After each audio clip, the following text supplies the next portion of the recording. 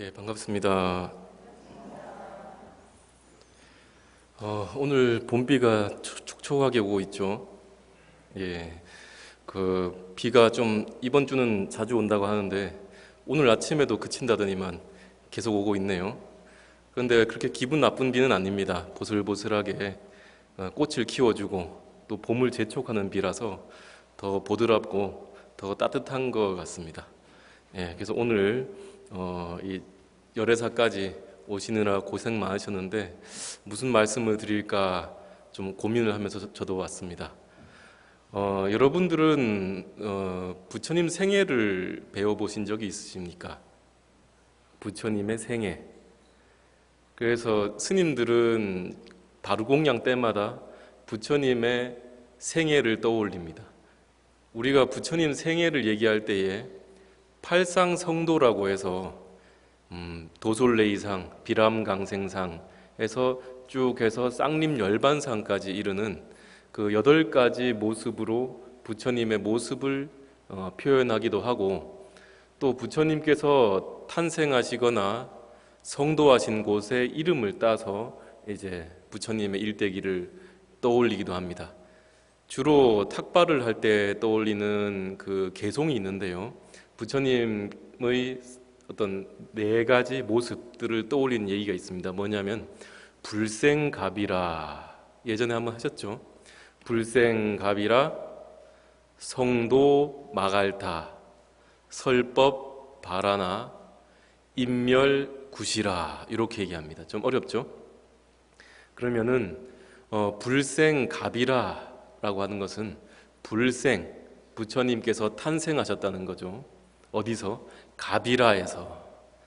가비라라는 말은 카필라바스투 또는 카필라국을 한문으로 말한 겁니다.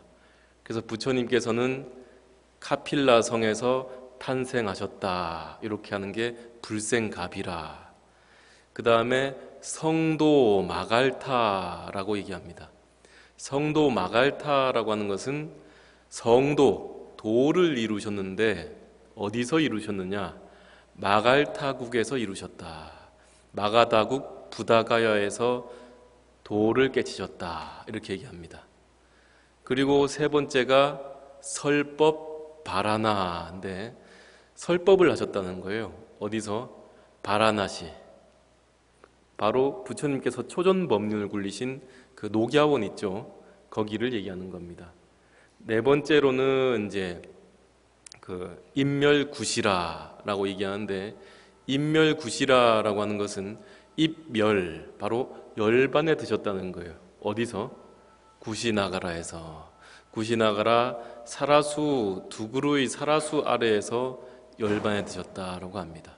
그래서 불생갑이라, 부처님께서는 카필라국에서 탄생하셨고, 그 다음에 성도 마갈타, 마가다국에서 성도를 하셨으며, 그 다음에 설법 바라나, 바라나시, 그러니까 녹야원에서 설법을 하셨고, 네 번째 인멸구시라, 구시나가라에서 열반에 드셨다. 이렇게 4가지를 개송으로 내내 공양 때마다 외웁니다.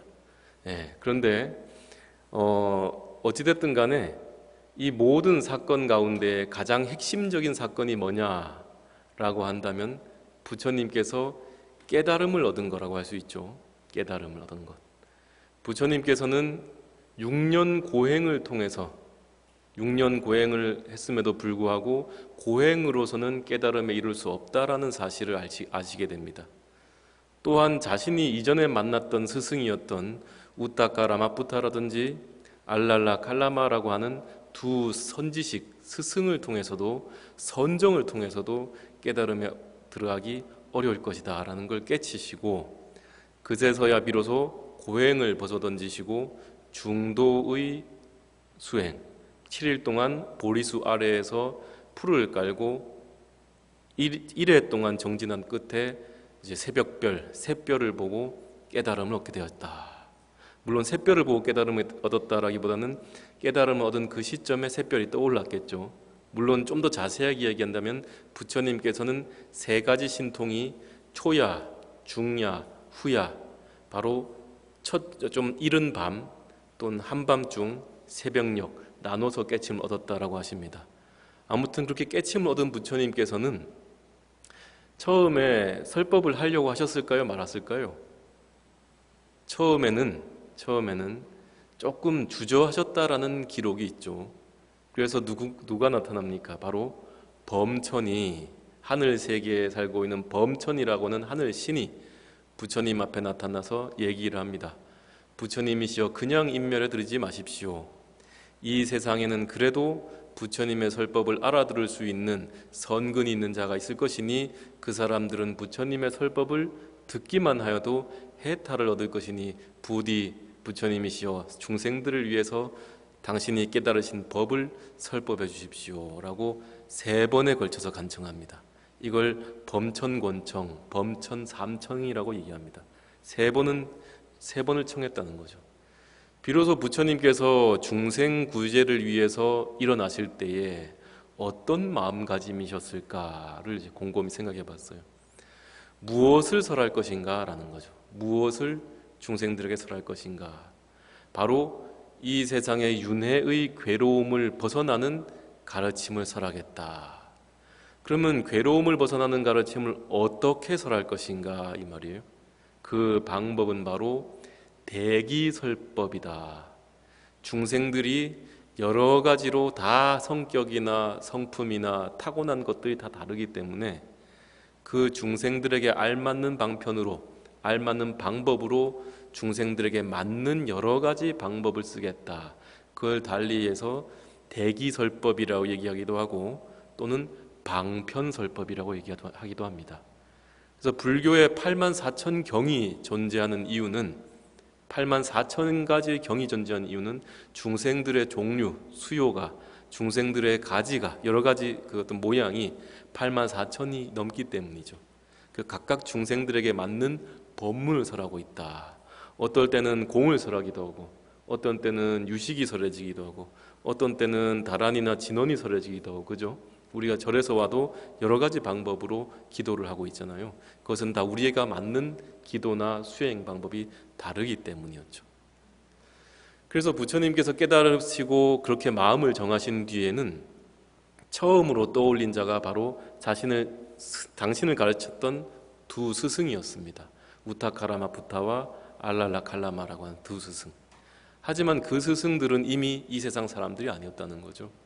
그래서 아주 먼 길을 걸어서 당신이 고행을 포기하였다고, 타락하였다고 욕하고 떠난 5명의 비구, 5명의 수행자, 교진녀를 비롯한 5명의 수행자를 찾아갑니다. 어디로? 녹야원으로.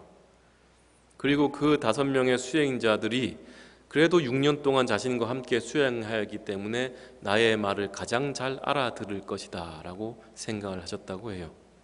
그래서 그 5명의 수행자들을 앉혀놓고 그때부터 설법을 하셨다 그래요. 설법을 아무리 열심히 해도 깨침에 이르기가 참으로 어려웠다라고 얘기를 합니다. 어느 정도로 열심히 하느냐? 5명, 부처님 포함해서 6명이 설법을 하고 부처님이 법을 설할 때에 공양은 해야 되잖아요. 한 명이 나가가지고 탁발을 대신 다 돌아왔다고 해요. 그럼 한 명이 탁발을 이렇게 받아오면 그걸 나눠서 먹고 끊임없이 법에 대해서 얘기하고 법에 대해서 설법을 경청하였다라고 합니다. 그런데 쉽지가 않았던 모양이에요. 부처님의 목표는 이들이 정을 획득하는 것을 목표로 하였는데 정을 획득하는 것이 생각보다 쉽지 않았었던 모양입니다.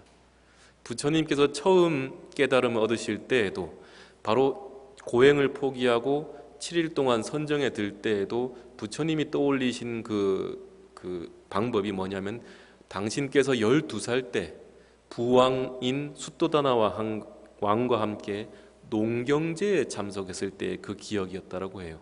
그 당시의 기록에 의하면 부처님은 색계 초선의 경지에까지 올라갔다라고 얘기를 했다고 합니다. 그래서 그때를 떠올리면서 그러면 색계 초선이라는 그 경지에 들어가기 위해서는 어떻게 해야 될까를 고민하던 끝에 내린 결론이 바로 8가지 방법이다. 그것은 바로 팔정도라는 이름으로 전해지게 된다라는 겁니다. 팔정도란 말 들어보셨나요? 팔정도. 제가 예전에도 한번 팔정도 한번 말씀드린 적이 있는데 8가지나 되니까 잘 안 외워질 거예요. 그죠? 개수가 너무 많아요. 3개도 외우기 힘든데 8개니까요.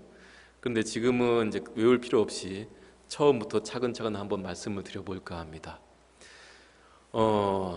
자, 팔정도는 8가지입니다. 정견, 바로 올바른 우리가 견해라고 얘기하는 정견, 정사유, 올바른 우리가 사유라고 하는 정사유, 그 다음에 3번째 정어, 올바른 말, 정업, 올바른 행위, 그 다음에 정명, 올바른 직업, 그 다음에 정진, 올바른 정진, 그 다음에 정념, 올바른 주의 집중, 사띠라고 합니다.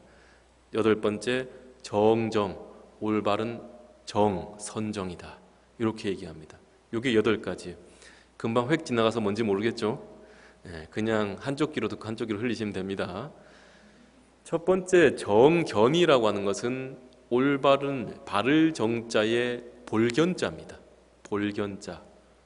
우리가 눈으로 뭔가를 보죠. 눈으로 뭔가를 볼 때에 견해가 생긴다. 견자라는 말은 볼견자도 되지만은 견해를 가졌다 할 때 그 견자예요.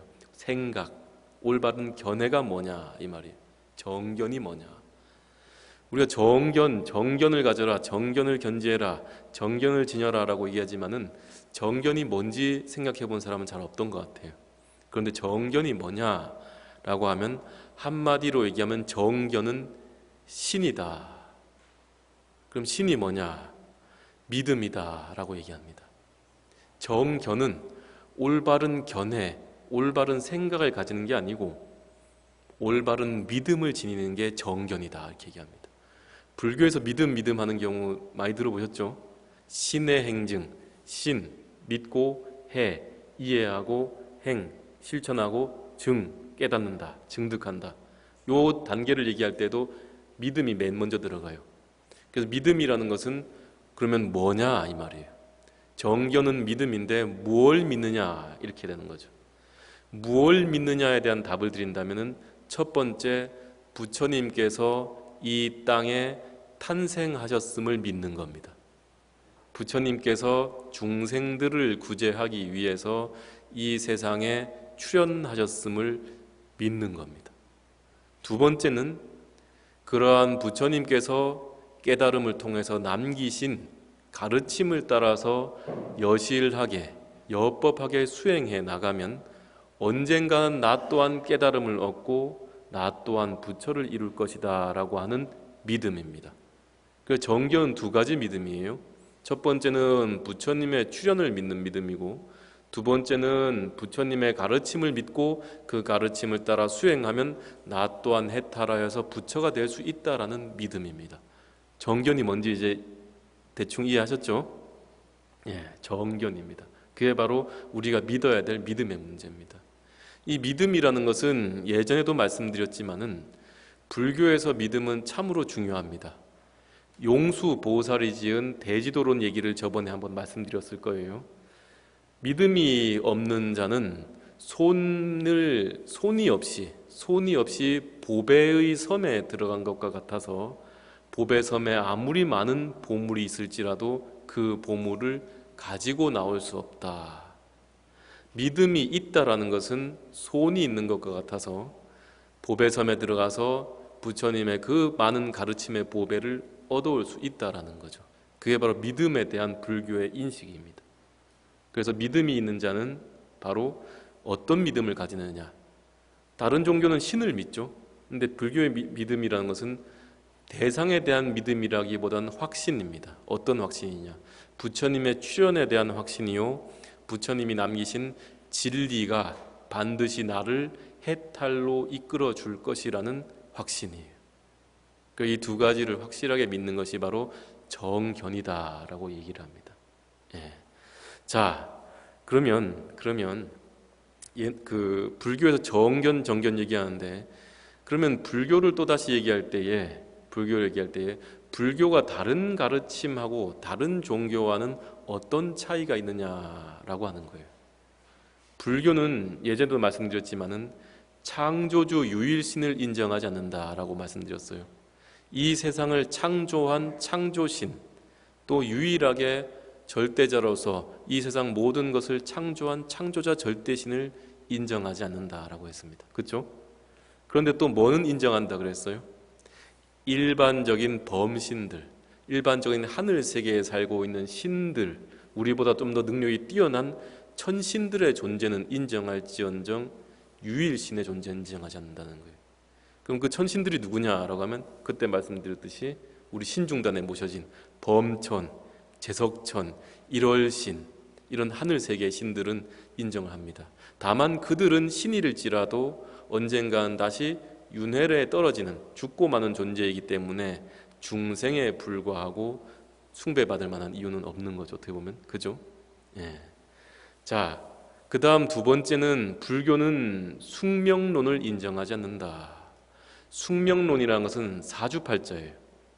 나는 타고난 사주팔자가 있다. 그럼 불교는 어디 가니까 점집 가니까 부처님 모셔놓고 사주팔자 다 봐주던데요? 그러는데 아닙니다. 불교는 사주팔자를 얘기하는 것이 아니고 업을 얘기합니다. 업이라고 하는 것은 전생에 내가 지은 것에 따라서 현생에 받게 되는 것. 그것은 변하지가 않겠죠.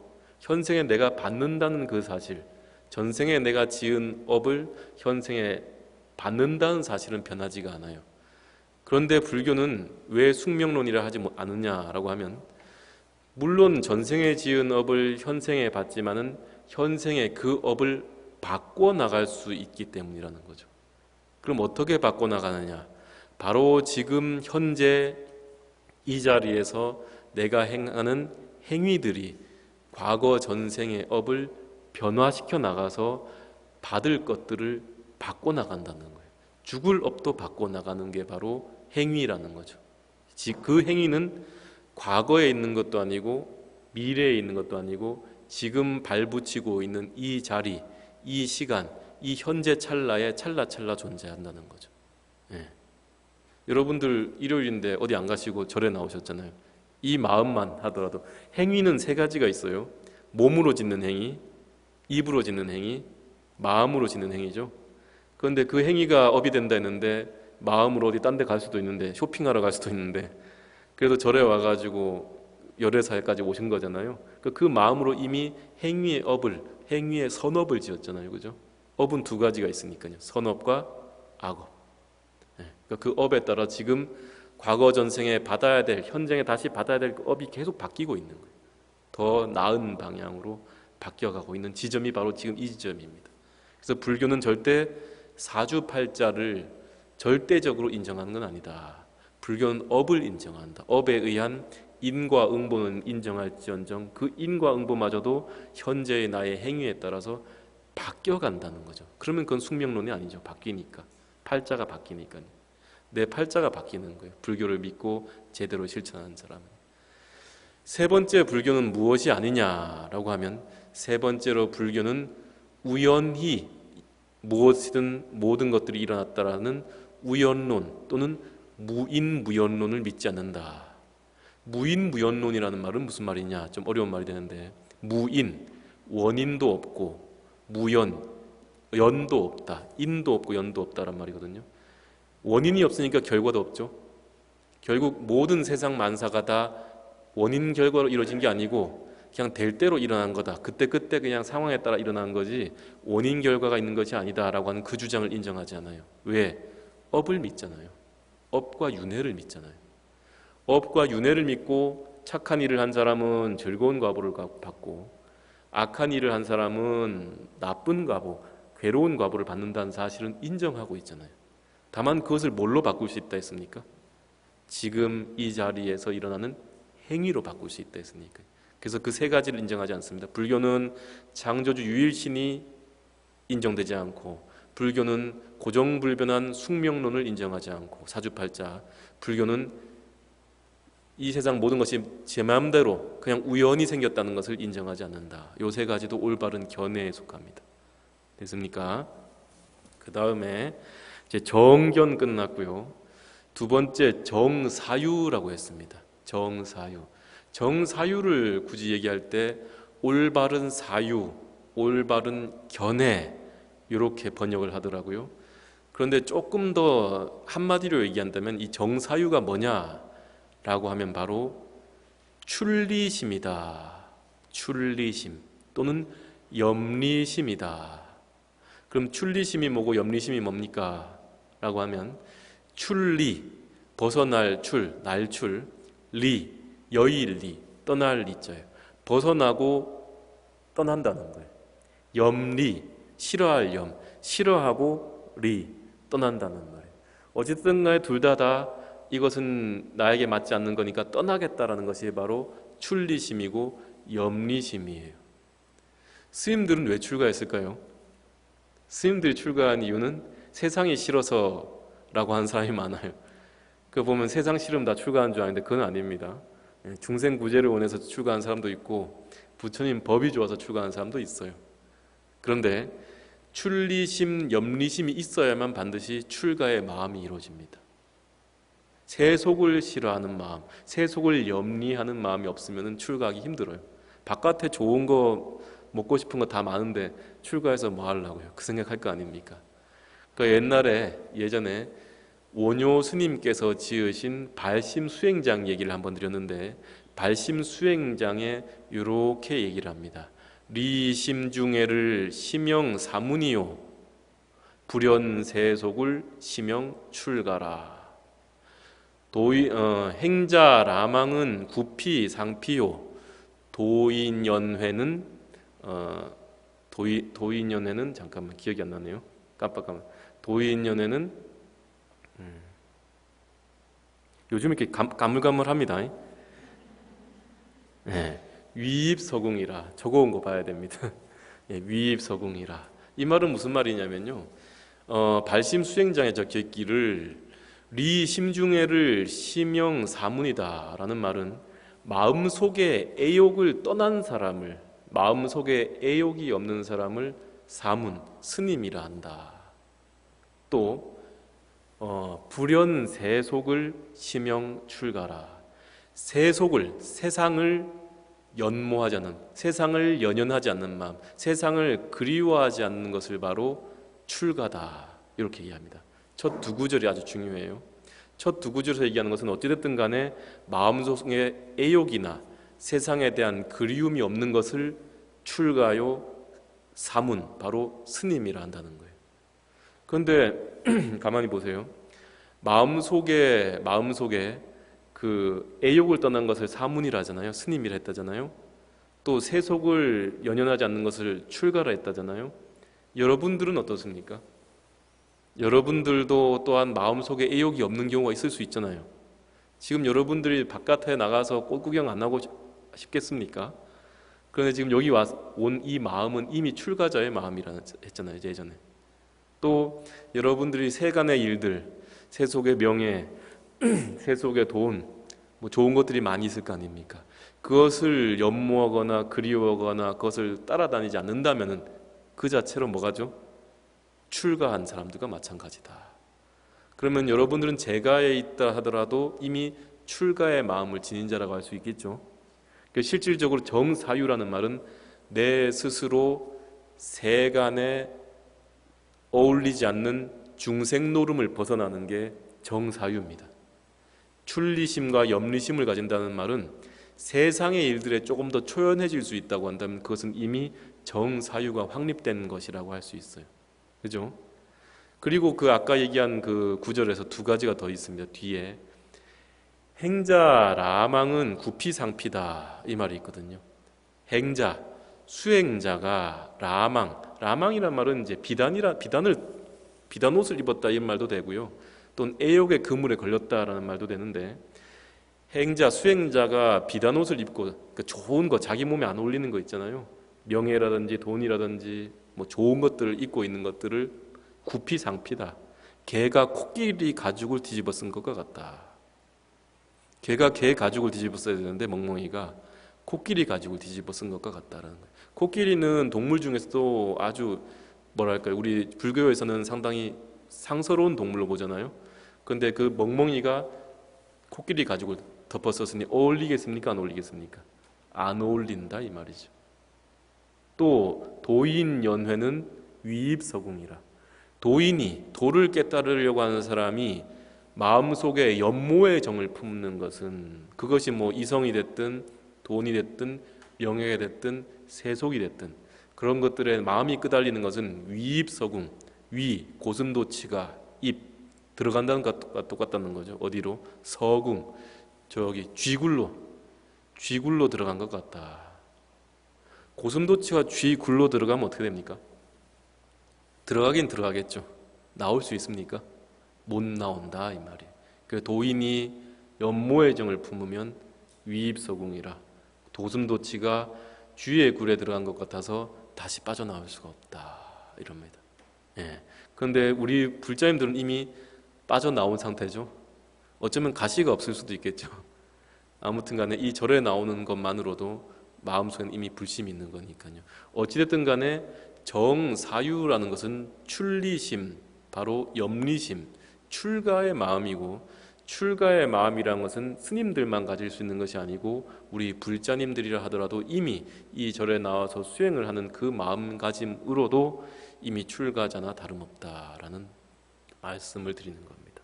자, 그 다음 세 번째 정어입니다. 정어라는 것은 올바른 말이다. 올바른 말이다. 올바른 말이라는 것은 우리가 저 시박중제 금일참에 맨날 했잖아요. 맨날 그 중에 안 좋은 말은 네 가지가 있어요. 망어, 거짓말하는 거, 기어, 꾸미고 아첨하는 말, 남들 보고 좋은 말 해주는 거 있죠. 거짓말로 자기 이익을 위해서. 그다음에 양설, 두 가지 말을 하는 거예요. 이 사람하고 저 사람한테 다른 말을 해서 서로 싸우게 하는 이간질을 양설이라고 합니다. 그 다음에 악구, 악구라는 것은 욕설을 얘기해요. 욕설, 욕하고 나쁜 말 하는 거. 그럼 정어는 뭐냐? 망어를 하지 않고 기여를 하지 않고, 즉 거짓말이나 꾸미는 말을 하지 않고 진실된 말을 하는 것. 항상 진실된 말을 하는 것.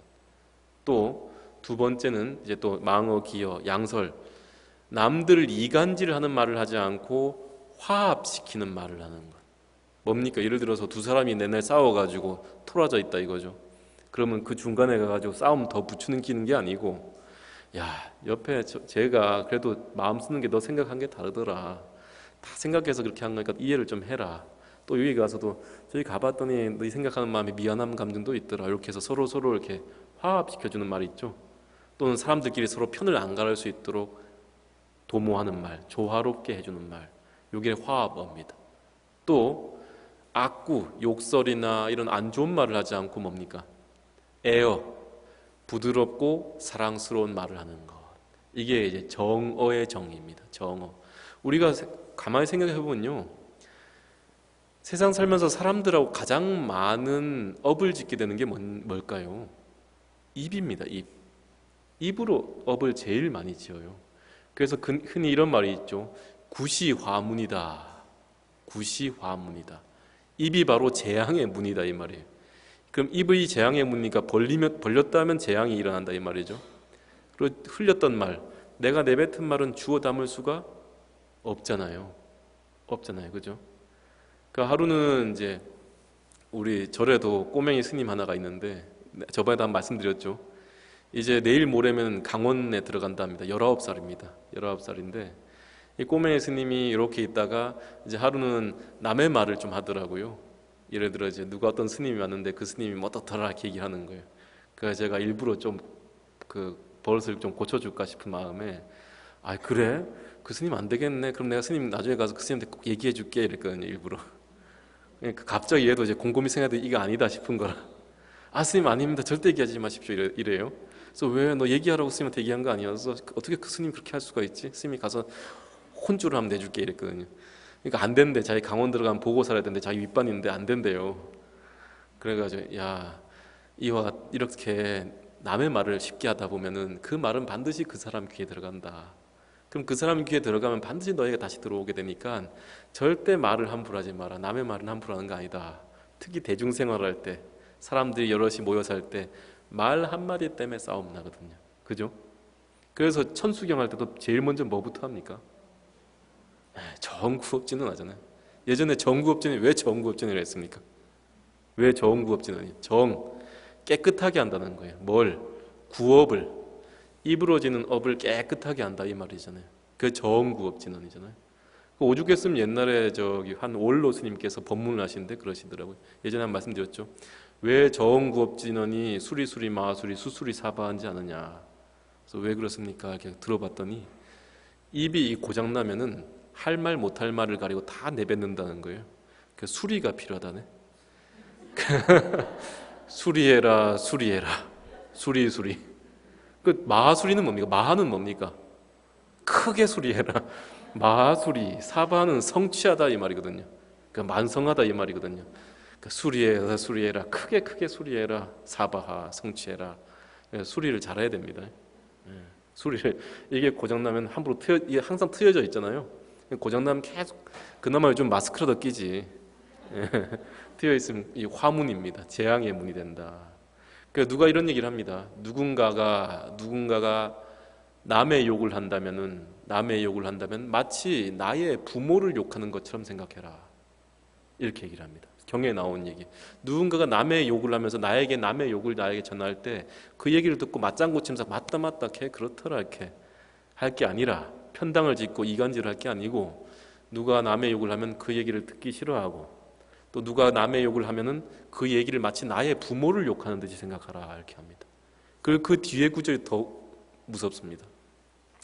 그 사람이 남의 욕할 때 그것을 나의 부모를 욕하는 것처럼 여겨라. 왜냐하면 오늘은 남의 욕을 할 것이지만 내일은 누구 욕을 한다? 내 욕을 할지도 모른다. 그런 얘기가 있어요. 경전에까지. 그러니까 지금은 남 욕 잘하는 사람들은 내 욕도 잘합니다. 남이 남 욕하는 거 잘 들어주고 막 맞다 맞장구 치지 말고 그런 거 들으면 듣고 나서 귀 한번 씻으세요 이렇게. 아니면 귓구멍을 딱 막든지. 그래야 말이 전해지지 않고 정어를 실천할 수 있다라고 얘기를 합니다. 자, 정어 얘기했고요. 이제 뭐냐? 네 번째는 정업입니다. 정업은 올바른 행위 이렇게 해석해 볼게요. 올바른 행위다. 올바른 행위가 그럼 뭡니까? 라고 얘기하면은 행위를 가늠하는 데는 행위를 조절하는 데는 계율이 필요합니다. 계율. 계를 신라라고 얘기하고 율을 비나야라고 얘기합니다. 율은 계와 율을 우리가 보통 한꺼번에 얘기하는데 율은 하지 말라는 거고요.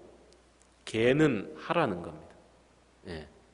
비나야인 율은 뭐뭐 하지 말라고 금지 조항이고 신라인 계는 뭐뭐 많이 해라. 이게 이제 권장 조항입니다. 그래서 행위를 할 때 우리가 불살생 그럼 뭡니까? 살생하지 말라. 산 것을 함부로 죽이지 말라잖아요. 그럼 요걸 해라로 바꿔보세요. 산 것을 놓아줘라. 갇힌 것을 풀어줘라. 요 말이 방생하라 이 말이 되는 거예요. 그죠? 그러면 불투도 훔치지 말라. 주지 않는 것을 취하지 말라. 하지 말라는 거잖아요. 요걸 좀 더 적극적으로 얘기해 볼까요? 어떻게? 내가 가진 것들을 베풀어라. 뭡니까? 보시가 되겠죠. 그 이와 같이 율과 계, 이건 행위는 막는 것과 권장하는 것 두 가지를 한창 같이 가지고 있습니다. 그러니까 우리가 보통 나쁜 말을 하지 마라 하면 나쁜 말 안 하는 것만 그치는 것이 아니고 한 단계 더 나아가서 부드럽고 상냥하고 곱고 격려하는 말을 하라. 이렇게 할 수도 있잖아요. 그죠? 그래서 정업이라는 것은 하지 말아야 될 것은 하지 말고 해야 될 것을 하는 것을 정업이라고 얘기를 합니다. 됐죠? 그러면 여러분들은 지금 계를 받았잖아요. 계를 받았죠. 그럼 계를 받으면 하지 말라라는 게 많잖아요. 하지 마라. 그럼 그것을 바꿔가지고 하라 이걸로 이제 나가야 돼요. 하지 마라는 것은 많이 해봤으니까 이제는 안 할 수 있으니까 열애사 불자님들은 이제는 불살생 산 것을 죽이지 말라에 그치지 않고 어떻게 한다? 산 것을 어려운 것들 어려움에 처한 것들을 놓아주는 게 필요하다는 거죠. 그 놓아주라 했더니만 세상에 어떤 분들은 그래요. 어디 가가지고 거북이 사서 방생하고 물고기 사서 방생하러 다니시는 분들 많아요. 그런데 물론 그게 나쁘다는 건 아니에요. 나쁜 건 아닌데 저는 그렇게 생각합니다. 굳이 방생을 하자면은 인간 방생을 하라 이 말입니다. 인간 방생이 뭔지 아십니까? 어려운 사람들 우리가 기부를 하잖아요. 어떻게 보면은 조금씩 기부를 해서 뭐 전화 한 통해서 기부를 하기도 하고 하잖아요. 또는 열심히 공부하지만 학업을 열심히 하지만은 힘든 학생들이 있을 거 아닙니까? 그런 학생들을 도와주는 것도 인간 방생이에요. 어려운 처지에 놓여 있는 사람들을 내가 도와주는 것도 인간을 그 어려운 사람을 그 어려움에서 방생 놓아주게 하는 거예요. 그 인간 방생입니다. 그죠? 불사도 우리가 절을 짓고 탑을 세우고 불상을 만들고 하는 것도 불사죠. 근데 또 다른 불사가 있죠. 인재불사를 해야 돼요. 인재불사. 인재불사는 절을 짓고 뭐 하는 것도 다 중요하긴 하지만은 사람을 키워내야 됩니다. 사람을 키워내는 게 그만큼 중요하다 이 말이죠. 예. 자, 아무튼 이런저런 얘기했는데 또 넘어가서 다섯 번째 정명입니다. 정명이라서 명자는 목숨 명자를 쓰는데 이 목숨 명자는 다른 말로 직업이란 뜻으로도 봐요. 그래서 정명은 올바른 직업을 가져라. 여러분들 여러 가지 직업이 있잖아요. 여러 가지 직업이 있죠. 스님도 직업입니까? 궁금한 게 있는데 스님도 직업일까요? 그 성직자입니까? 네, 스님들은 성직자라 그러면 싫어합니다. 성직자란 말은 성스러운 성자에다가 그 직장할 때 그죠? 직업할 때 직자잖아요. 성스러운 직업을 지닌 사람이다 이런 말이잖아요. 그죠? 그런데 직업이 아니니까요. 스님들은요. 스님들은 뭐다? 수행자니까요. 그 스님들은 성직자라 그러면 싫어합니다. 신부님들은 성직자라고 이야기도 하죠. 물론 이제 수행하시는 신부님도 계시지만은 스님들한테 스님들은 성직자니까 이렇게 하면 스님들 싫어합니다. 왜? 우리는 직업이 아니라 삶이다. 수행이 삶이다. 직업을 가지기 위해서 하는 거 아니다. 물론 직업적으로 가시는 분도 있겠죠. 하지만 종교인은 성직자라고 부르기보다는 오히려 뭡니까?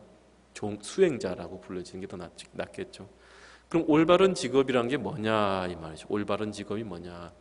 여러 직업들이 있는데 남을 해치거나 또는 올바르지 않은 방법으로 돈을 버는 것들은 올바른 직업이 아닙니다. 남을 혼미하게 하거나 남을 해롭게 하거나 이런 것들 있죠. 이런 것들은 올바른 직업이 아니겠죠. 폭력배, 범죄를 통해서 돈을 번다.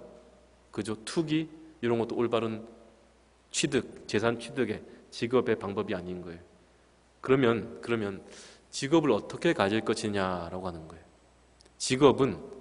직업 그 자체가 보살행이 되어야 된다. 보살행이 되어야 된다. 어른이 하루는 제가 서울에 있다가 인사드리러 갔더니 어른 스님 방에서 노랫소리가 흘러나옵니다. 이게 무슨 노랫소리가 들었더니 뽕짝이에요. 요즘은 트롯이라고 그러죠. 그 어른이 이제 컴퓨터를 틀었다가 미스 트롯인가요? 미스터 트롯인가요? 요즘 뭐 유명하잖아요. 그죠? 이제 그걸 이제 듣고 계셨는가 봐요.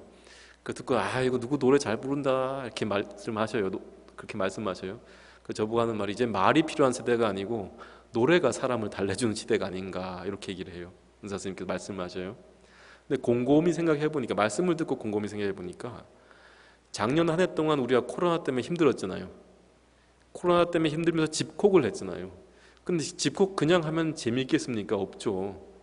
그나마 미스트롯이든 미스트롯이든 간에 이 사람 마음에 이 트로트가 그나마 좀 버티게 해줬구나 이 생각도 들더라고요.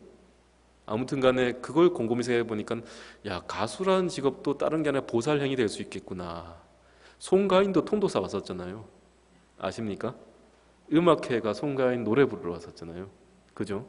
그리고 또 보니까 어떤 분은 뭐 어른 스님이 얘기하는데 어떤 사람은 불자다, 어떤 사람은 불자다 뭐 기기하시더라고요. 뭐신가요?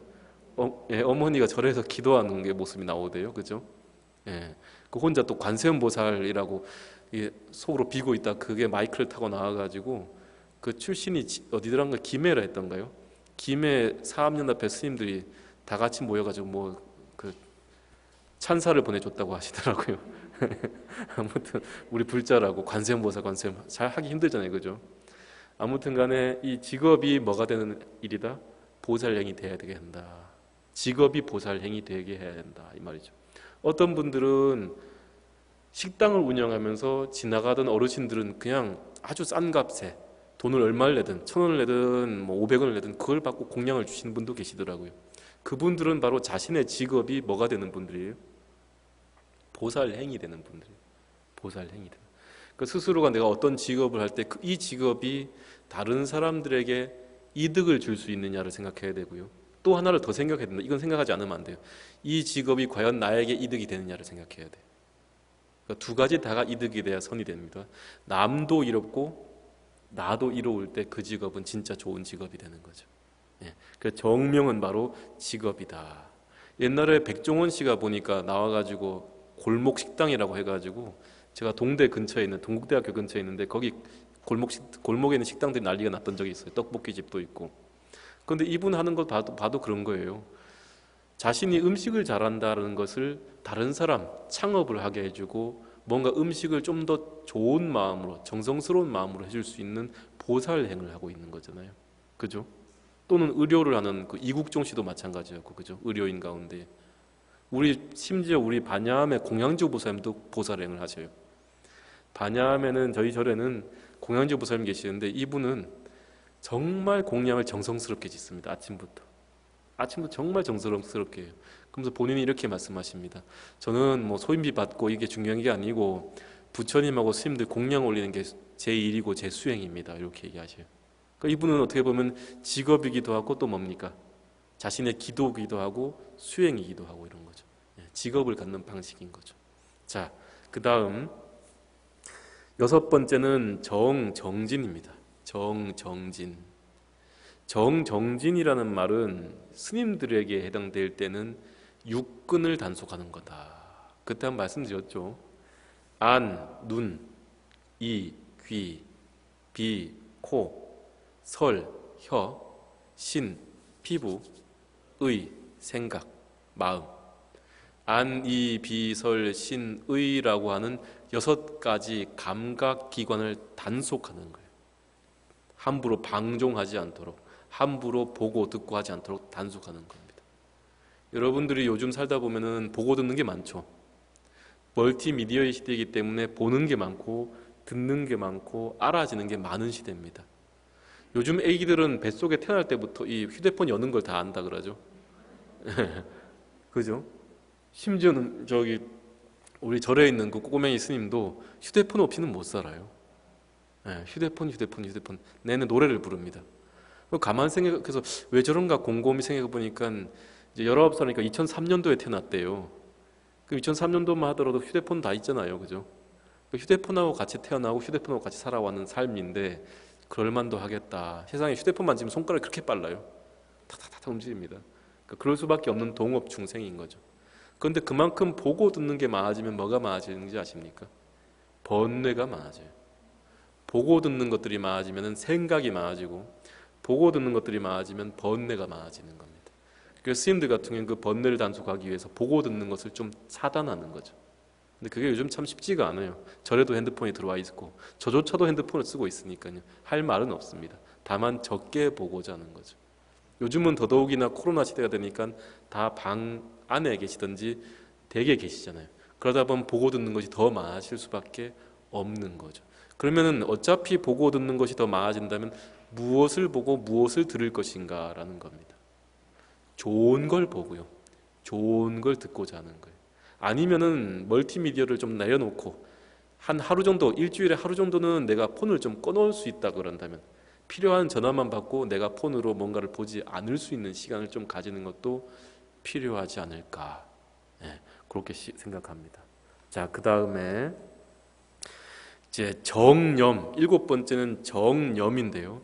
정념이라고 하는 것은 이제 사띠라고 얘기를 해요. 그 사띠라는 말은 미국의 대체의학자인 존 카바틴 교수가 얘기할 때에 알아차림 이렇게 얘기하더라고요. 알아차림 명상. 그럼 뭘 알아차리느냐? 순간순간에 내 느낌들을 알아차리는 것. 이걸 사띠라 그래요. 순간순간 일어나는 내 마음의 모습들, 내 느낌들, 보이는 것들, 듣는 것들을 순간순간 알아차리는 것을 사띠라 그럽니다. 그걸 정념을 우리가 보통 해석할 때 올바른 생각 이렇게 해석하는데 그렇게 해석하면 안 되고 올바른 주의 집중이라고 한번 번역해 볼게요. 올바른 알아차림이다. 순간순간 내가 알아차린다는 말은 순간순간 내 마음에서 일어나는 것들, 내가 느끼는 것들, 내가 듣는 것들, 생각하는 것들, 이 모든 감각기관을 통해서 일어나는 것과 내 안에서 일어나는 것들을 순간순간 바라보는 거예요. 근데 우리가 보통 그렇지 못하거든요. 순간순간 어떠한 감정이나 생각들이 일어날 때에 이미 다른 생각을 많이 하고 있어요. 과거를 후회한다거나, 또는 어제 일을 떠올린다거나, 누가 했던 말을 떠올린다거나, 또는 앞으로 다가올 일을 걱정한다거나, 요걸 많이 하다 보니까 현재에 집중하는 경우가 잘 없어요. 그런데 순간순간 내 현재에 집중하는 방법을 깨치다 보면은, 그러면 내 마음에서 일어나는 것들, 바깥에서 오는 경계들을 좀 더 여실하게 있는 그대로 바라보고 올바르게 바라볼 수가 있거든요. 그 연습을 하는 방식 중에 하나가 바로 수식관입니다. 내 호흡을 관찰하는 거예요. 내 호흡을 순간순간 일어나는 들으심과 날숨을 관찰함으로써 현재에 집중할 수 있는 힘을 키우면은 그 집중력을 내 마음으로 옮길 수도 있고요, 대상으로 옮길 수도 있고요. 이렇게 하다 보면 현재를 올곧이 살아지게 됩니다. 현재를 올곧이 사는 사람은 과거를 걱정하는 거나 미래를 불안해하는 것을 조금 더 줄이고 오로지 현재에 집중할 수 있거든요. 이게 바로 정념의 뜻입니다. 올바른 알아차림이라는 거죠.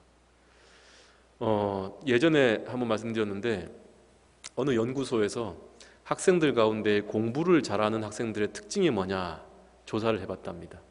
조사를 해보니까 공부 잘하는 학생들은 IQ가 높은 게 아니더라.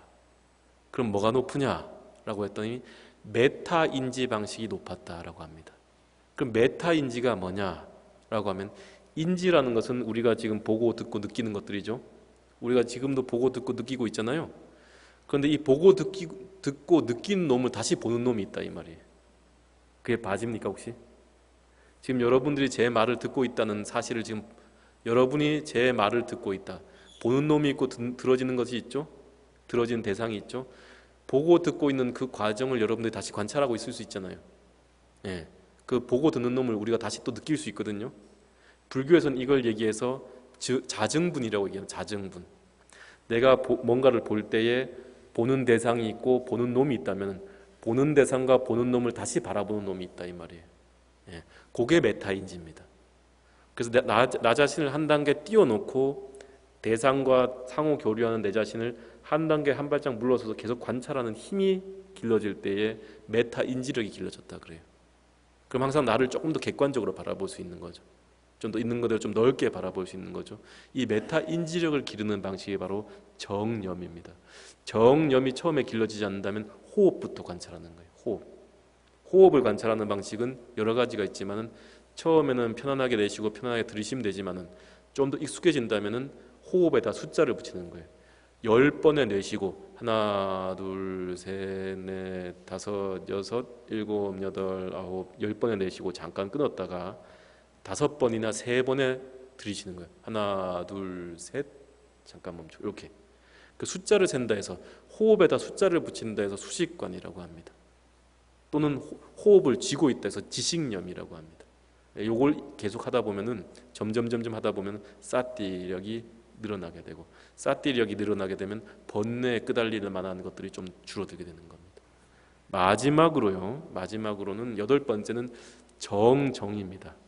정정이라는 것은 이제 올바른 선정이다 이렇게 얘기하는데, 정정은 어떻게 얻어집니까? 라고 한다면 앞서 얘기한 7가지를 있는 그대로 잘 실천하면 정정이 획득돼요. 그래서 팔정도의 근본 목적은 정정을 획득함에 있습니다. 팔정도의 근본 목적은 정정을 획득함에 있다. 어떻게 정정을 획득합니까? 요약해서 얘기한다면은, 정견, 부처님이 이 땅에 출연하셨음을 믿고 부처님의 가르침을 따라서 여실하게 수행을 하면은 나 또한 깨달음을 얻을 수 있다는 사실을 믿는 것, 정견. 그 다음 2번째, 정사유, 세속적인 것, 중생노름을 벗어나는 것이다. 그래서 내 스스로가, 내 마음이 출가자와 동일하게 되는 것, 염리심과 출리심을 일으키는 것이 정사유다. 3번째, 정어이니, 정어라는 것은 망어, 거짓말하거나 기어, 아첨하고 꾸미거나 양설, 이간질하거나 악구, 욕을 하거나 나쁜 말을 하는 것을 버리고 화합시키고 사랑스럽고 참된 말을 하는 거다. 그게 정어입니다. 세 번째. 네 번째, 정업. 정업이라는 것은 올바른 행위인데 행위에는 계와 율이 있다. 율은 하지 말라는 건데 하지 말라는 것은 율을 얘기하고 하라는 것은 이제 우리가 조금 더 적극적으로 남에게 베푼다든지 또는 인간 방생을 한다든지 인재불사를 하는 것들, 이게 바로 정업이다. 다섯 번째는 정명이니 올바른 직업이다. 올바른 직업이라는 것은 직업을 통해서 내 스스로가 보살행을 할 수 있다고 한다면 그것이 바로 올바른 직업이다.